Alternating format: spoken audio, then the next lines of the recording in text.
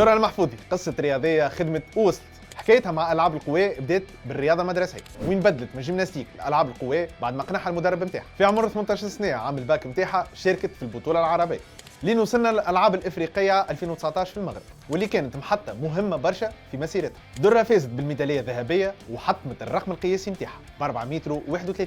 درة المحفوظي كانت في نسق تصاعدي كبير، اما الكوفيد عطل كل شيء، وبالرغم من هذا ما سلمتش. من جهه كانت متطوعه لفائده مرضى الكورونا، ومن جهه اخرى كانت تدرب وحدها مع المدرب نتاعها في رادس. درة هي الاشهر في تونس في القفز بالزانه، بالماريس مهم وكبير برشا. 3 ذهبيات في المسابقات الافريقيه، 4 فضيات وزوز برونزيات، اخرها برونزيه في الالعاب الافريقيه في اكرا. بطلة العرب 4 مرات متتاليه، اخرها في نسخه مراكش 2023. درة المحفوظي خدمت ووصلت، وانت زاده تنجم تخدم وتوصل والكلنا معاك. انت زاده تنجم تربح مع تونيزي تيليكوم، ما عليك كان تجاوب في كومنتير على السؤال اللي باش درته.